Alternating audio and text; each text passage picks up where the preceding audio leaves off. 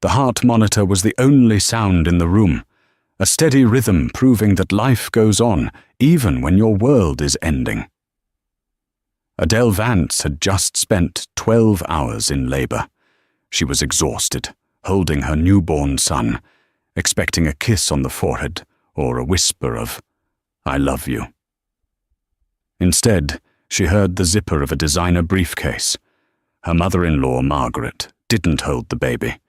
She held out a document. "Sign it, Adele.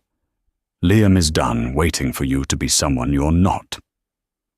They thought they were discarding a broke, orphan waitress who brought nothing to the family table. They had no idea they were declaring war on the sole heiress of the Sterling Empire. And Adele? She wasn't going to get mad. She was going to buy their whole world and burn it down. The sterile smell of the hospital room usually signaled safety, healing, and care. But for Adele Vance, room 304 felt more like a courtroom than a maternity ward. Outside the window, the grey Seattle rain hammered against the glass, matching the gloom settling in Adele's chest. She shifted slightly in the bed, wincing as the pain from the C-section flared up in her lower abdomen. In her arms, wrapped in a generic hospital blanket, was Leo. He was tiny, fragile and perfect. He had his father's nose, but he had Adele's silence. He hadn't cried much since the birth 3 hours ago. Is he okay?" Adele whispered, her throat dry. Standing at the foot of the bed wasn't a doctor. It was Liam Caldwell, her husband of 2 years. Beside him stood Margaret Caldwell, his mother, looking as if she had just stepped out of a catalogue for Town and Country, hair perfectly coiffed, pearls gleaming, and a look of utter disdain on her face. Liam didn't look at the baby. He was looking at his watch, a Rolex Adele had saved up for 2 years to buy him on his last birthday. "The baby is fine, Adele," Liam said, his voice devoid of the warmth that had once made her fall in love with him at the diner where she worked. "But we need to talk." "Now?" Adele asked, clutching Leo tighter. "Liam, I just had surgery. Can't this wait until we get home?" Margaret scoffed, a sharp, ugly sound. She took a step forward, the heels of her Louboutins clicking menacingly on the linoleum floor. "There is no home for you to go back to, dear. Not at the Caldwell estate." Adele's heart skipped a beat. "What are you talking about?" Margaret opened her Hermes Birkin bag and pulled out a thick stack of papers. She tossed them onto the bed, right next to Adele's legs. The front page read, "Petition for dissolution of marriage." "Divorce?" Adele's voice trembled. She looked at Liam, begging for him to step in, to tell his mother she was being cruel. "Liam, look at me. We just had a son. Today." Liam finally looked at her, but his eyes were cowardly. He adjusted his tie, refusing to make eye contact. "It's not working, Adele. It hasn't been working for a long time. You just don't fit in. My business is expanding. We're merging with the O'Connor Group next month. I need a wife who can navigate that world. Someone with pedigree, not a waitress."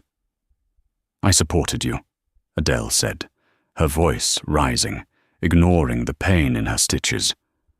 "When your logistics company was failing, who worked double shifts?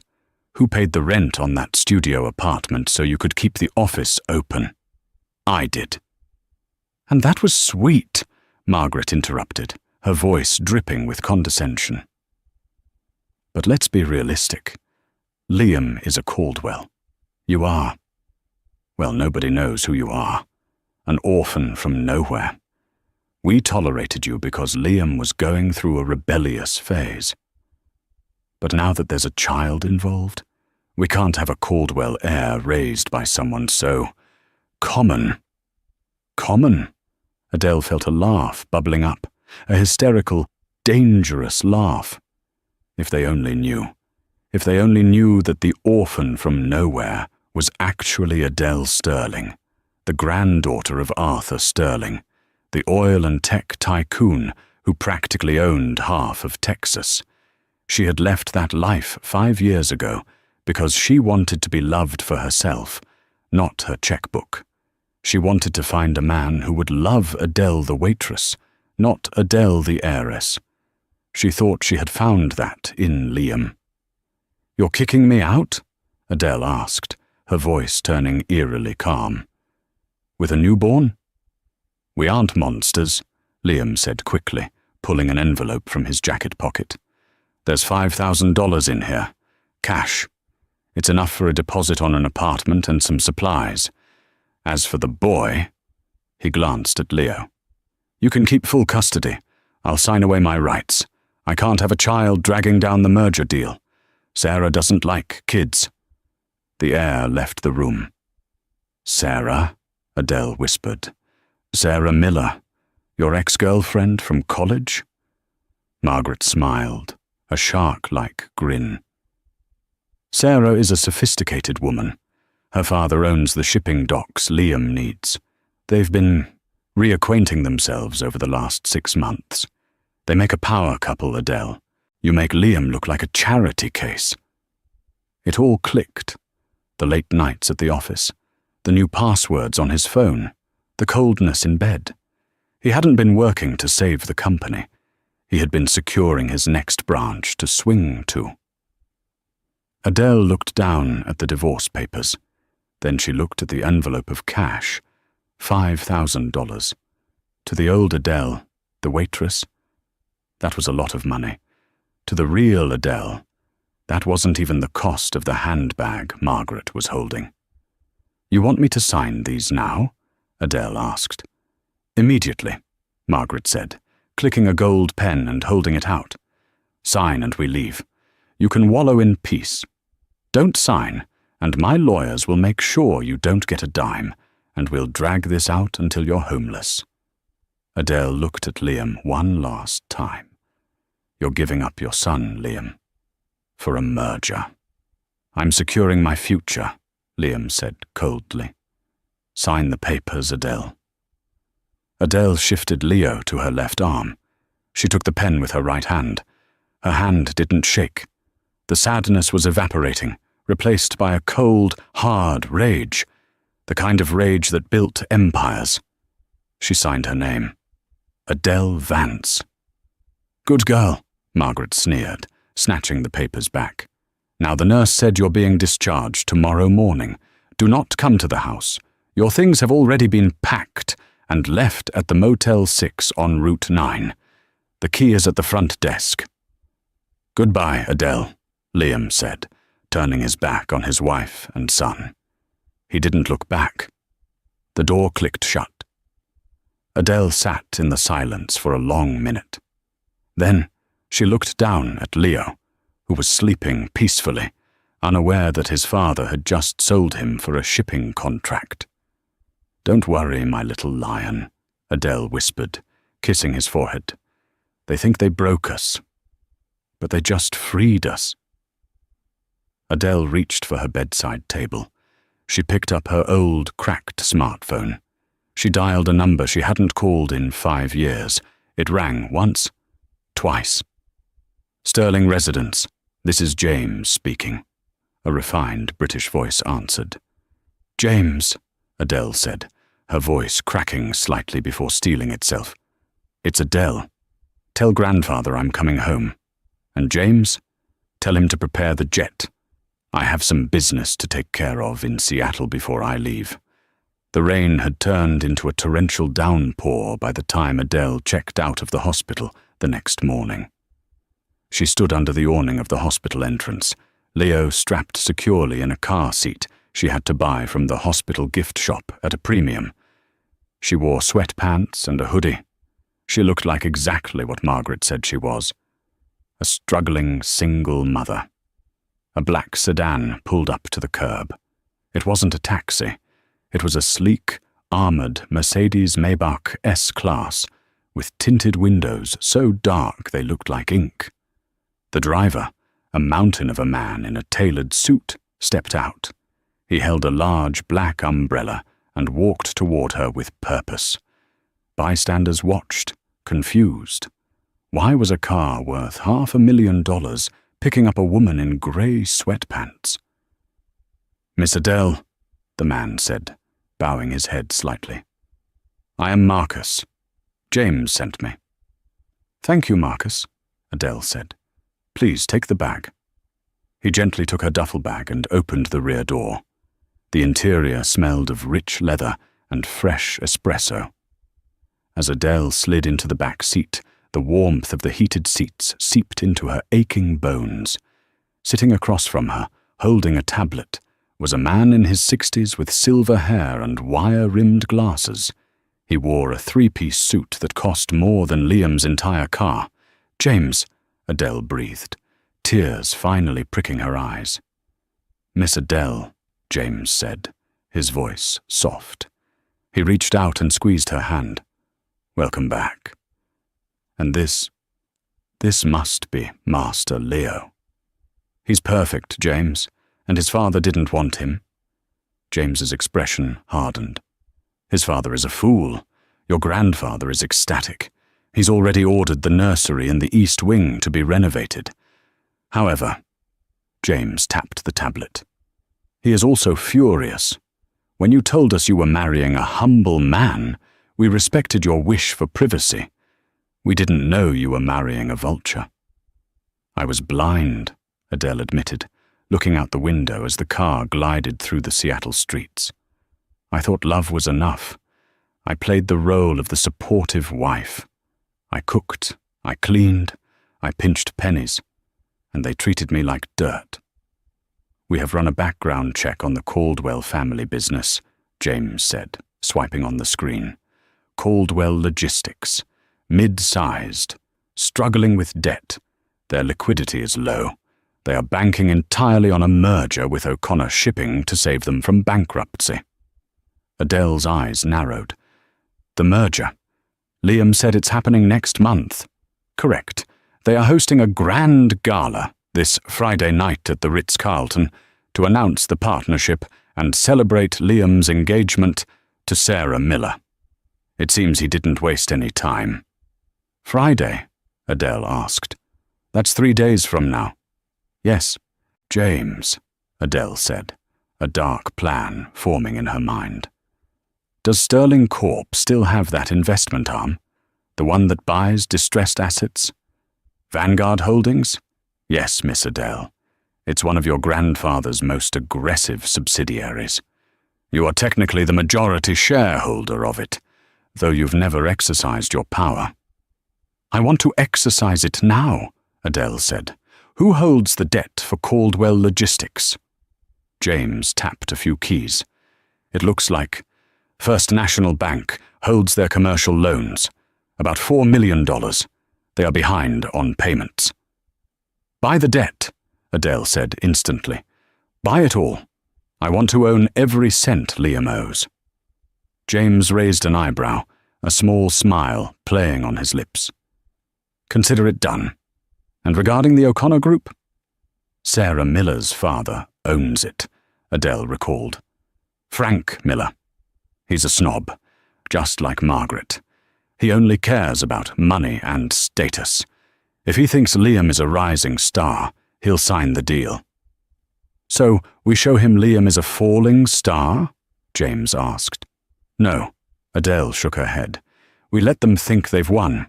I want to go to that gala, James. Miss Adele, you just gave birth. You need rest." "I can rest when they are ruined," she snapped, then softened. "I need to do this, James, for Leo. I need them to know exactly who they threw away. But I can't go as Adele Vance, the waitress." James smiled. "No, you will go as Adele Sterling, CEO of Vanguard Holdings. But Miss Adele, nobody in Seattle knows your face. You've been living as a ghost for 5 years. Exactly. They won't recognize me. Not until I want them to." Adele looked down at her sweatpants. "I need a wardrobe, James. I need a team. I have 3 days to turn back into a Sterling." "I took the liberty of calling Jean-Luc," James said. "Your old stylist from Paris. He's flying in tonight. and Dr. Orris is waiting at the private estate to check on you and Leo. We have set up a temporary headquarters at the Four Seasons penthouse until the jet leaves on Saturday." The car turned a corner, and they passed the specific Motel 6, where Liam had said her belongings were. Adele didn't even look at it. "One more thing, James," Adele said, her voice dropping an octave. "Who is the biggest competitor to O'Connor Shipping in this region?" "That would be Pacific Rim Logistics, run by a man named Damon Cross, ruthless, efficient, and currently looking to crush the O'Connors." "Get me a meeting with Damon Cross," Adele said. "Tomorrow." James paused. "Damon Cross is difficult. He doesn't like socialites." "I'm not a socialite anymore, James," Adele said, her eyes reflecting the passing city lights like cold steel. "I'm a mother who just got handed divorce papers. I think Mr. Cross and I will get along just fine." As the Maybach accelerated onto the highway, leaving the life of Adele Vance behind, the woman in the back seat unzipped the hoodie. Underneath, she wasn't wearing the cheap hospital gown anymore. She was wearing the armor of indifference. The game had changed. The pawn had just become the queen, and the other side didn't even know the board had been reset. The headquarters of Pacific Rim Logistics was a fortress of glass and steel overlooking the stormy Seattle harbor. It was a building that screamed power, intimidation, and cold efficiency, much like the man who ran it, Damon Cross. Adele sat in the waiting room of the executive suite. It had been less than 24 hours since she gave birth. Her body was screaming in protest.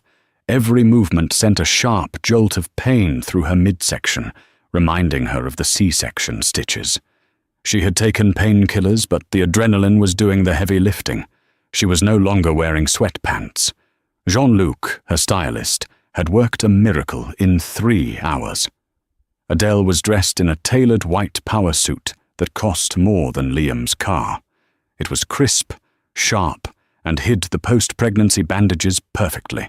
Her hair, usually tied back in a messy bun during her waitress shifts, was now blown out in sleek, chestnut waves that cascaded over her shoulders.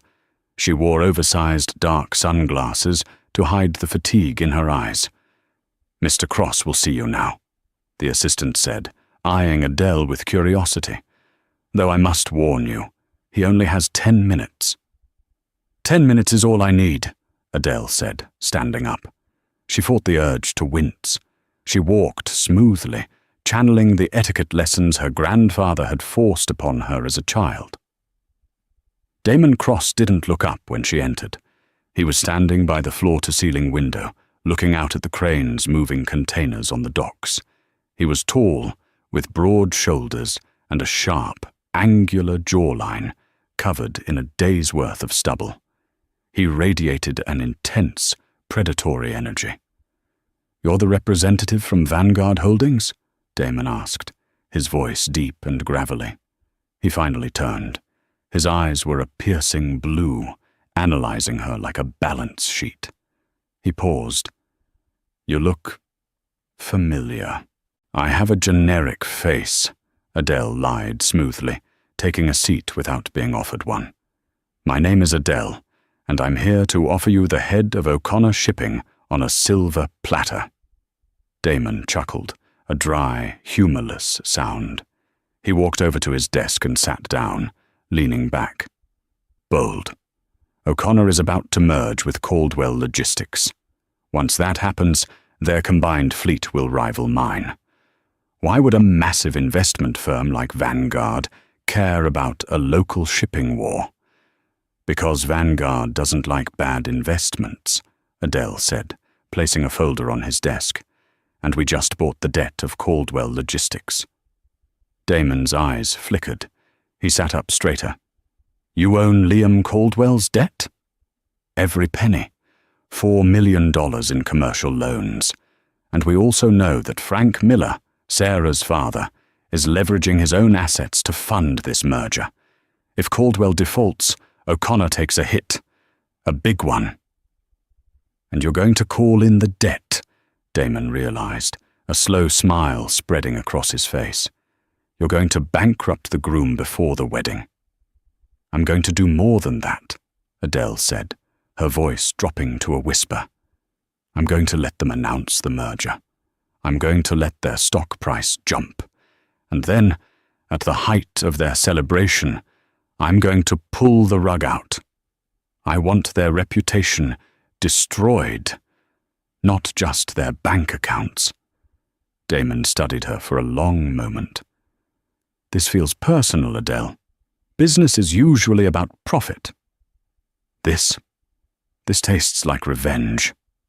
Adele took off her sunglasses. She looked him dead in the eye. Is that a problem for you, Mr. Cross? Damon stared at her. He saw the fire in her eyes, but he also saw the pain.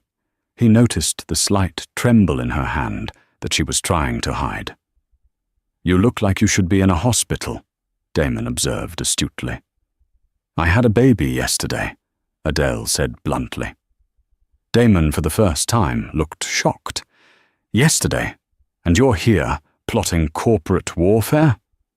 My husband, my ex-husband, served me divorce papers in the recovery room, Adele said, her voice turning to ice. He threw me and his son away for this merger, for Sarah Miller. So yes, Mr. Cross, it is personal. I have the capital. You have the local influence. We crush them together. You get the market share. I get the satisfaction. Damon stood up and walked around the desk. He leaned against the edge, crossing his arms. The skepticism was gone, replaced by respect. He liked killers, and he was looking at one. What do you need from me? Damon asked. An invitation, Adele said, to the Caldwell O'Connor Gala this Friday. I need to walk in there, and I can't walk in alone. I need a date who scares them. Damon laughed, a genuine laugh this time. You want to walk into their engagement party on the arm of their biggest rival? That's diabolical. Will you do it? Damon extended his hand. Adele, I'd pay to see the look on Liam Caldwell's face. Pick you up at 7. Adele shook his hand. His grip was warm and firm. 7 works. As she turned to leave, her legs finally gave out. The adrenaline crashed. She stumbled, clutching the side of the desk. Damon moved faster than a man his size should be able to. He caught her by the arm, steadying her. Easy. You're pushing it. I'm fine, Adele grit out, straightening up. You're not, Damon said softly. But you're tough as hell. Go home. Rest. Friday is going to be a bloodbath. Adele nodded and walked out. As the elevator doors closed, she allowed herself one single tear. She had the money. She had the ally. Now, all she needed was the stage. Friday night arrived, draped in the glittering ambition of Seattle's elite. The Ritz-Carlton ballroom was transformed into a wonderland of white roses, crystal chandeliers, and flowing champagne. A massive banner hung above the stage, celebrating the union of Caldwell and O'Connor. Liam Caldwell stood at the center of the room, holding a glass of scotch. He looked the part of the successful CEO in a bespoke tuxedo. Beside him, clinging to his arm like a trophy, was Sarah Miller. She wore a tight red dress that screamed for attention, diamonds dripping from her ears. You did it, son, Margaret Caldwell whispered, appearing beside them. She looked triumphant in emerald green. The room is full of investors. The stock is already trending up on the rumors. You finally shed the dead weight. Don't mention her, Liam muttered, scanning the room. Is it done? The lawyers said she hasn't contested the papers, Margaret smirked.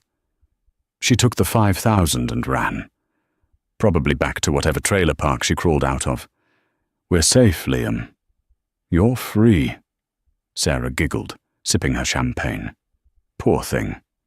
She really didn't fit in, did she? I mean, a waitress? Really, Liam? It was a mistake, Liam said, kissing Sarah's cheek. You are my future, babe. The music softened as the MC took the microphone. Ladies and gentlemen, if we could turn our attention to the entrance, we have a few late arrivals. Usually nobody cared about late arrivals, but the doors to the ballroom swung open with a heavy, dramatic thud. A hush fell over the room. Walking through the doors was Damon Cross. The sight of the ruthless CEO of Pacific Rim Logistics at his rival's party was enough to cause a stir. But it was the woman on his arm that stopped the hearts of every man and woman in the room. She was wearing a gown made of midnight blue velvet that hugged every curve, shimmering under the lights like a starry night sky. The dress had a high slit up the leg and an off-the-shoulder neckline that displayed a necklace of sapphires and diamonds so large they had to be fake. Except, on her, they looked terrifyingly real. Her hair was a cascading river of dark silk.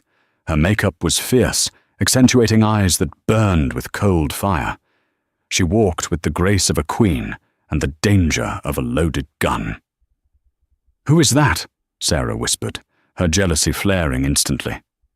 "Is that a model?" Liam squinted. The woman looked familiar. The way she walked, the shape of her face. But it couldn't be. That woman was glamorous, powerful, radiant. The woman he left in the hospital was pale, bloated, and broke. The couple walked straight into the center of the room. The crowd parted for them like the Red Sea. Margaret dropped her champagne glass. It shattered on the floor, the sound echoing in the silence. "Adele!" Margaret gasped, her face draining of color. Adele stopped 10 feet away from them. Damon Cross stood beside her, looking like her personal bodyguard, and King Consort rolled into one. "Hello, Margaret," Adele said. Her voice was smooth, cultured, and carried through the silent room without a microphone. "You dropped something." Liam took a step forward, his mouth opening and closing like a fish. "Adele?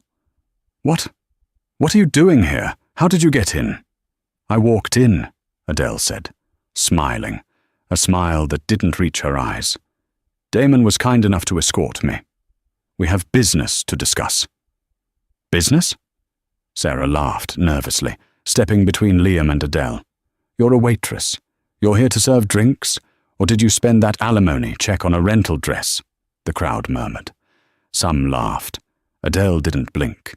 She turned to Damon. "Hold this for me, will you?" She handed him her crystal clutch. Adele took a step toward Sarah. She was taller in her heels. She loomed over the other woman. "Actually, Sarah, I'm here to give you a wedding gift," Adele said. "Security," Margaret screeched, recovering from her shock. "Get this trash out of here. She's trespassing."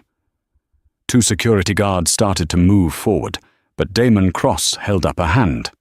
"I wouldn't do that. She's my guest, and more importantly, she owns the debt on this entire event." Liam froze. "What?" Adele turned her gaze to Liam. "You said you needed a wife with pedigree, Liam. Someone who could navigate your world. You said I was common." She signaled to the DJ booth. The music stopped completely. "My name," she announced, her voice ringing out clearly, "is Adele Sterling, granddaughter of Arthur Sterling, heiress to the Sterling Energy and Tech Empire." A collective gasp ripped through the room. Whispers of Sterling, the Texas Sterlings, and "Is she serious? That's old money billionaire status," flew around. Liam turned pale. "No, that's a lie. You worked at a diner." "I wanted to see if a man could love me without my money," Adele said, walking closer to him until she was inches away. "I wanted a real life. So I became Adele Vance. I scrubbed floors. I paid your rent. I cooked your meals. And I gave you a son." She leaned in, her voice dropping to a lethal whisper. "And you handed me divorce papers while I was bleeding in a hospital bed." Liam was trembling now. He looked at Sarah, then back at Adele. He realized the magnitude of his mistake. He hadn't just lost a wife. He had thrown away a lottery ticket worth billions. "Adele," Liam stammered, sweating. "Baby, wait. I was pressured. My mother. The business. I didn't know." "Of course you didn't know," Adele said, stepping back with disgust. "Because you never looked at me. You only looked at what I could give you." "But we can fix this," Liam said, desperation creeping into his voice. He reached for her hand. "The divorce papers. I haven't filed them yet. We're still married. We can—" "Don't touch her," Damon growled, stepping forward. Adele held up a hand, stopping Damon. "It's okay, Damon. He's right. We are technically still married." Liam let out a breath of relief. "See, we can work this out. For the baby. For Leo." Adele smiled. It was the smile of a predator playing with its food. "Oh, Liam, I'm not here to reconcile. I'm here to announce my first act as the CEO of Vanguard Holdings." She snapped her fingers. The large screen behind the stage, meant to show a slideshow of Liam and Sarah, suddenly flickered. It changed to a display of financial documents. "As of this morning," Adele addressed the crowd, "Vanguard Holdings has purchased 100% of the commercial debt of Caldwell Logistics, and due to a breach of contract regarding the solvency of the company," she looked at Liam, "I am calling in the loan, immediately." "You can't do that," Margaret shrieked. "We don't have $4 million liquid." "Then I'll take the collateral," Adele said calmly, "which, according to the contract, is the company itself and the Caldwell estate."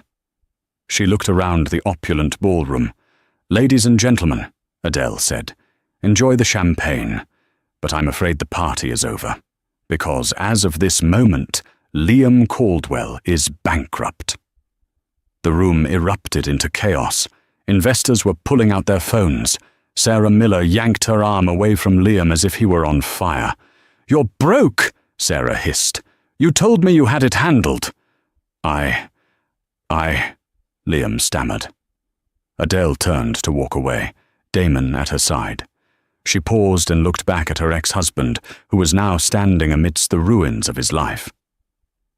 "By the way," Adele said, "you signed away your parental rights to Leo. Don't worry, he'll grow up just fine. He'll be a sterling." She turned and walked out, the train of her blue velvet dress sweeping the floor, leaving the Caldwells to be eaten alive by their own guests. The morning after the gala, the city of Seattle woke up to a media firestorm. The headlines were screaming, "Waitress revealed as billionaire heiress," "Caldwell dynasty implodes," and the billion-dollar divorce. Adele sat in the penthouse suite of the Four Seasons, feeding Leo. The room was filled with bouquets of flowers, gifts from investors, old acquaintances who suddenly remembered her number, and surprisingly, a massive arrangement of white lilies from Damon Cross with a note that simply read, "To the Queen of the Boardroom." James, her grandfather's butler and right-hand man, paced the room with a grim expression. "The lawyers for Caldwell Logistics are panicking," James reported, checking his tablet. "They are begging for a meeting. They want to restructure the debt. They are claiming that the foreclosure on the estate is undue hardship." "Let them beg," Adele said, gently burping Leo. "They didn't care about hardship when they threw me out on the street with a newborn." "However," James paused, his brow furrowing, "there is a complication. Frank Miller." Adele looked up. "Sarah's father?" "Yes. He isn't taking the public humiliation of his daughter well. The O'Connor stock took a 10% hit this morning because of the failed merger. He's a dangerous man, Miss Adele. He doesn't play by corporate rules. We've received word that he's holding a press conference at noon." Adele turned on the massive TV in the suite. On the screen, Frank Miller stood at a podium, flanked by a weeping Sarah and a stoic, albeit terrified-looking Liam. Margaret was there too, looking like a victim. Frank Miller leaned into the microphone. "My fellow citizens," he began, his voice booming. "We were all shocked last night by the theatrics of Miss Vance, or Ms. Sterling, as she calls herself now. But let's look at the facts. This woman lied to her husband for 2 years. She committed fraud by hiding her assets. And now she is using her vast wealth to bully a local family business." He paused for dramatic effect. "But worst of all," Frank continued, pointing a finger at the camera, "she is mentally unstable. She just gave birth and fled the hospital against medical advice. She is currently holding my future son-in-law's child hostage. We have reason to believe the child is in danger. Liam Caldwell signed those custody papers under duress, while in a state of emotional shock caused by her lies. We are filing an emergency petition for full custody of the child, Leo Caldwell, to return him to a stable home." Liam stepped up to the mic, reading from a script, looking pathetic. I just want my son back. I was confused. She tricked me. Please, Adele, bring Leo home." Adele stared at the screen, her blood turning to ice. "He signed away his rights because he thought Leo was a burden. Now that he knows Leo is a sterling heir, suddenly he's a devoted father?" "They are trying to spin the narrative," James said, his voice tight. "They want to paint you as the villain, the crazy, vindictive billionaire crushing the little guy and stealing the baby. If the public turns against you, a judge might grant an emergency injunction to look impartial." Adele stood up, carefully placing Leo in his bassinet. Her hands were shaking, not from fear, but from a rage so profound it felt like burning coal in her chest. "They want to fight?" Adele whispered. "They want to use my son as a pawn again?" The elevator to the penthouse pinged. The doors opened, and Damon Cross stormed in. He didn't wait to be announced. He walked straight to Adele. "Did you see it?" Damon asked, his face thunderous. "I saw it," Adele said. "Frank Miller is calling in favors with the judges," Damon warned. "He plays dirty, Adele. He's going to try and get a court order to seize the baby before you leave for Texas. If they get Leo, they will use him as leverage to get you to forgive the debt." "They will never touch him," Adele vowed. "We need to move," Damon said. "My private jet is fueled and waiting at a private airfield north of the city. It's off the record.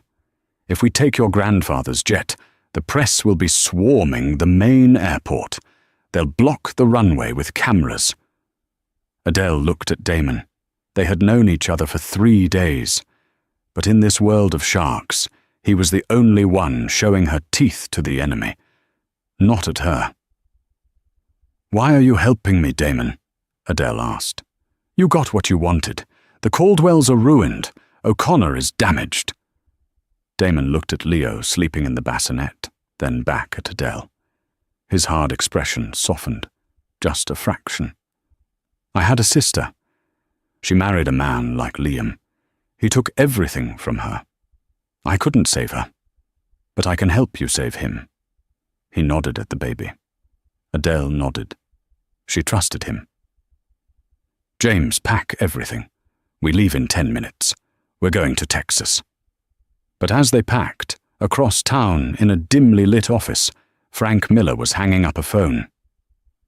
"The judge signed the emergency order," Frank sneered, looking at Margaret and Liam. "But a piece of paper isn't enough. If she gets to Texas, she's on sterling soil. We can't touch her there. We have to stop her here." "How?" Liam asked, wringing his hands. "She has security." "Security can be bought or overwhelmed," Frank said coldly. "I have men watching the hotel. They know she's moving. We intercept them on the road. We take the baby. Once we have the kid, she'll sign over the deed to the logistics company, the house, and a few million in cash to get him back." Margaret's eyes gleamed. Do it. The convoy consisted of 2 black SUVs. Adele, Leo, and Damon were in the second vehicle, an armoured Cadillac Escalade. Marcus was driving. James was in the front passenger seat. The rain had returned, lashing against the windows as they navigated the slick roads leading out of downtown Seattle. The atmosphere in the car was tense. Adele held Leo's carrier buckled in the seat next to her, her hand never leaving the handle. "We're 10 miles from the airfield," Marcus said into his earpiece. "Traffic is light." Damon was on his phone, barking orders to his own security team. "I want the perimeter of the airfield locked down. Nobody gets in without my authorization." As they passed under a concrete overpass, the world suddenly spun out of control. A heavy garbage truck, idling on the on-ramp, suddenly accelerated, jackknifing across the highway. The lead SUV, carrying Adele's luggage and 2 decoy guards, slammed on its brakes, skidding sideways. "Ambush!" Marcus yelled, spinning the wheel of the Cadillac to avoid crashing into the lead car. 3 unmarked vans screeched to a halt around them, blocking the road from behind and the side. Men in black ski masks poured out of the vans. They weren't holding cameras, they were holding crowbars and baseball bats. "Door locks!" Damon shouted, throwing his body over Adele and the baby carrier. The attackers didn't try to shoot. They wanted the baby alive. They smashed the windows of the Cadillac with the crowbars. The reinforced glass spider-webbed but didn't shatter. "Drive, Marcus, drive!" Adele screamed, curling around Leo's carrier. "I can't! We're boxed in!" Marcus gritted his teeth. He pressed a button, and a siren wailed from the car. One of the attackers, a brute of a man, took a sledgehammer to the rear window. It gave way. A hand reached in, grabbing for the handle of the car seat. "No!" Adele shrieked. Grabbing a can of pepper spray she had kept in her purse from her waitressing days, she sprayed it directly into the attacker's eyes through the broken glass. The man screamed and fell back, but the door on Damon's side was being pried open. The lock snapped.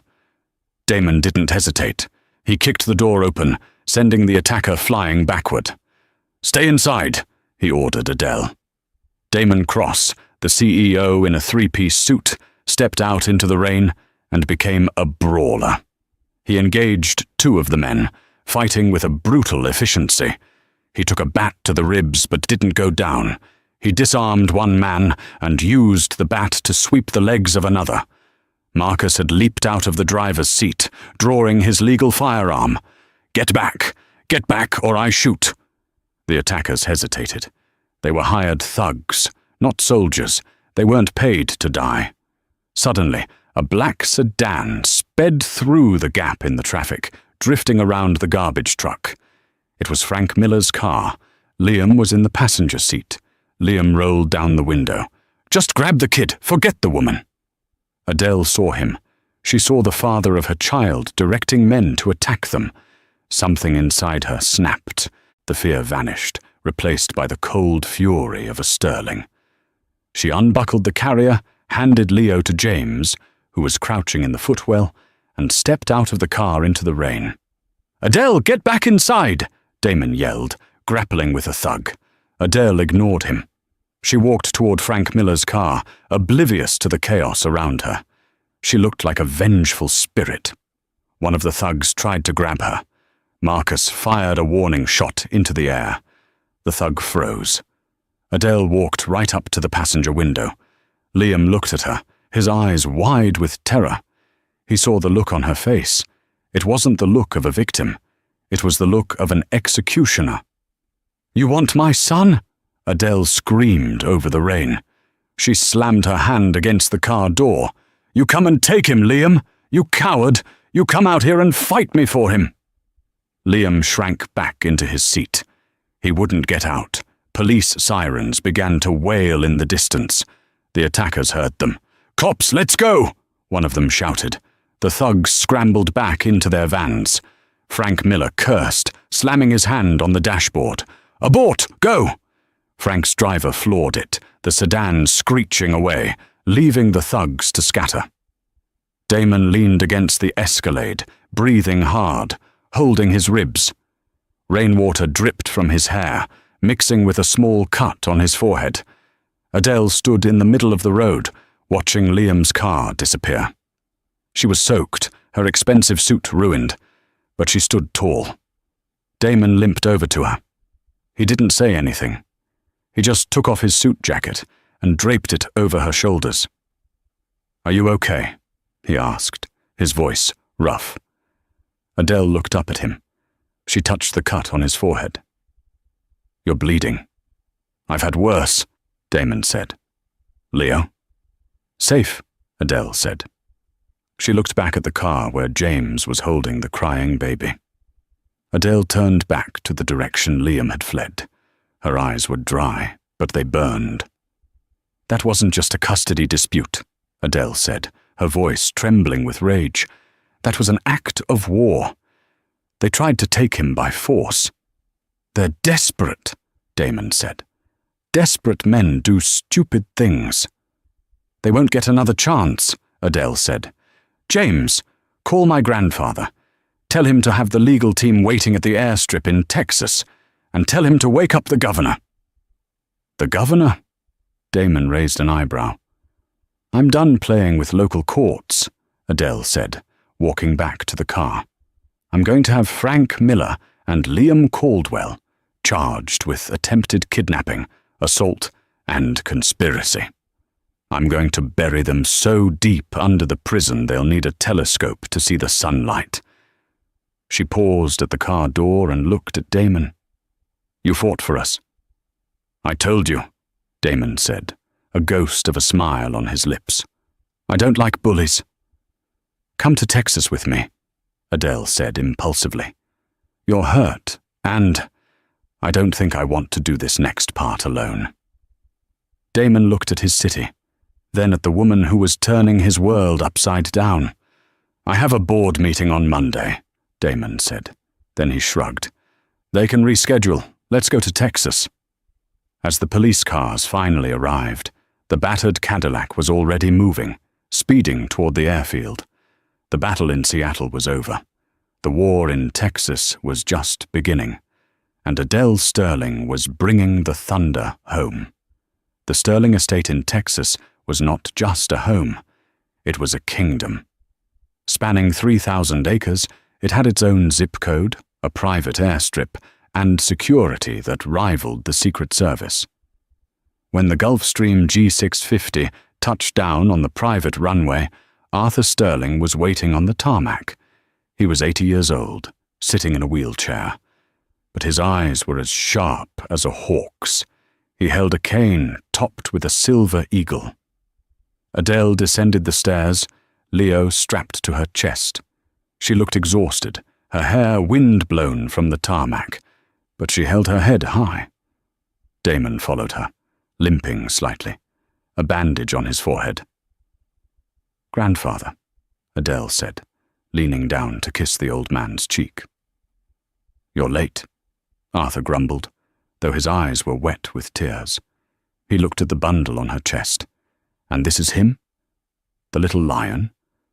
"This is Leo," Adele said. Arthur reached out a trembling hand and touched the baby's cheek. "He has the Sterling chin." "Good.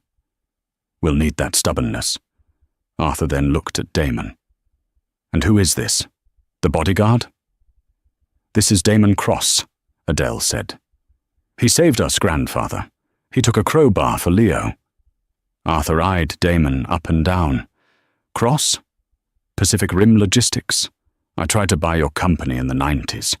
You were a stubborn boy then, too." Damon smirked, despite his pain. "I still am, Mr. Sterling." Arthur nodded approvingly. "Come inside. The lawyers are waiting, and the Texas Rangers are in the kitchen drinking my coffee." 2 days later, the trap had been set. Adele knew Liam and Margaret.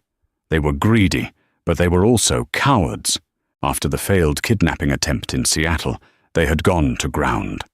But Adele knew how to flush them out. She had James send a message. "Come to the Sterling estate in Texas. Sign the papers to surrender full custody legally, and I will forgive the commercial debt."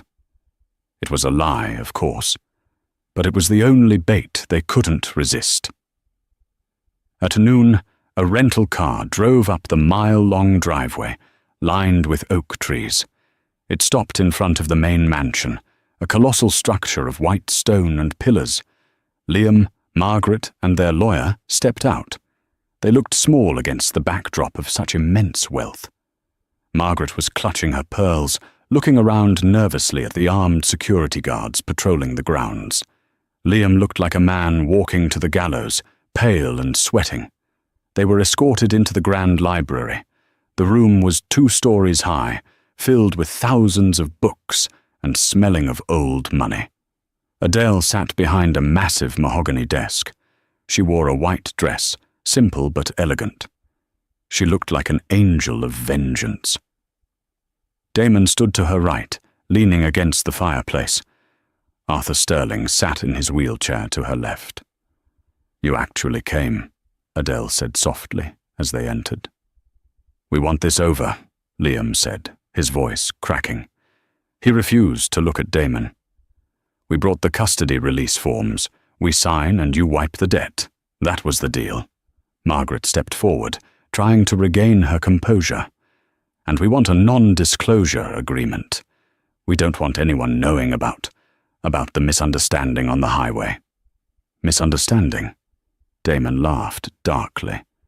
"You call hiring thugs to smash a car window with an infant inside a misunderstanding?" "We have no proof of who those men were," the lawyer interjected quickly. "My clients deny all involvement." Adele picked up a remote control and pressed a button. A large screen descended from the ceiling. Video footage began to play. It wasn't from the highway. It was from inside a van. "What is this?" Liam gasped.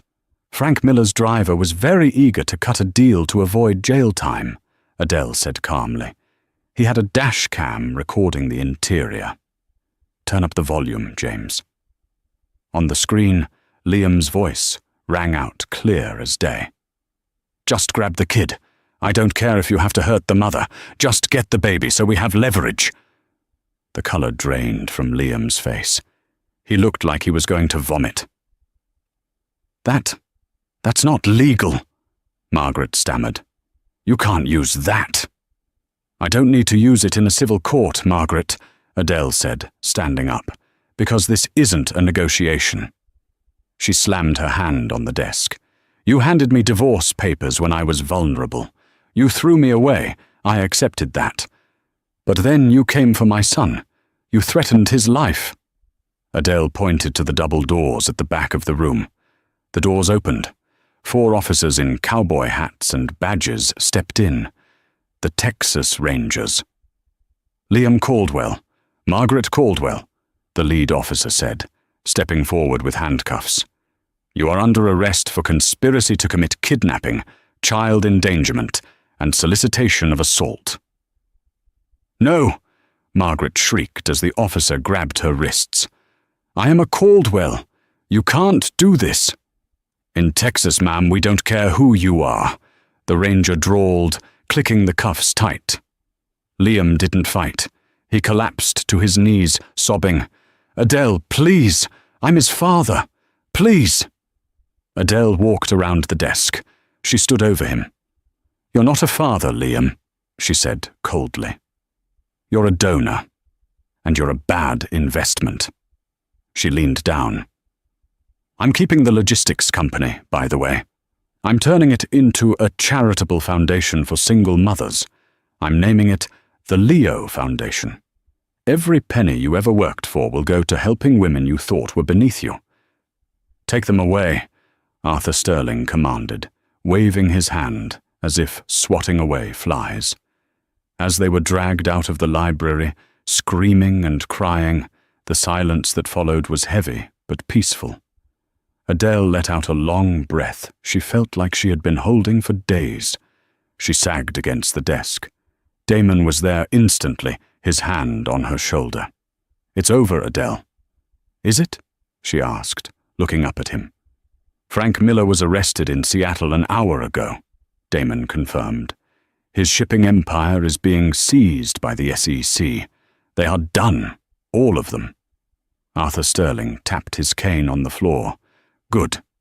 Now that the trash is taken out, we have work to do.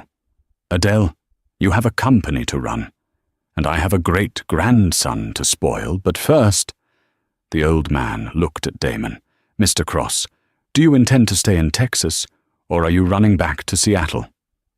Damon looked at Adele. The intensity of the last few days had forged something between them, a bond built on survival, respect, and something that was starting to look a lot like love. Seattle is rainy, Damon said, his eyes locked on Adele's. I've always liked the heat.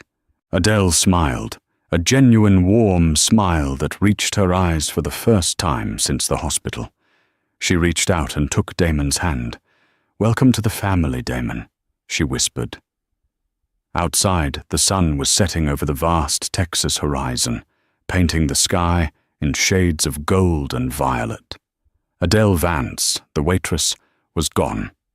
Adele Sterling, the mother and the mogul, had risen, and as she went upstairs to hold her son, she knew that for the first time in a long time, she was exactly where she belonged.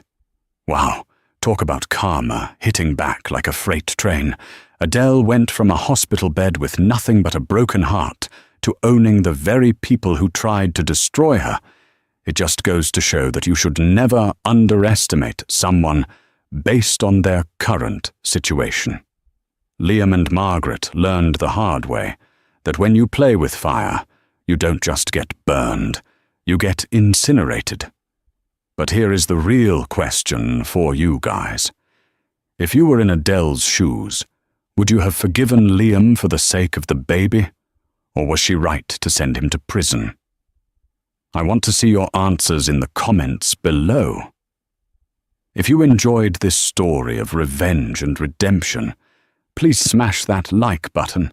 It really helps the channel. And don't forget to subscribe and hit the bell icon so you never miss another story about karma serving justice cold. Thanks for watching, and I'll see you in the next video.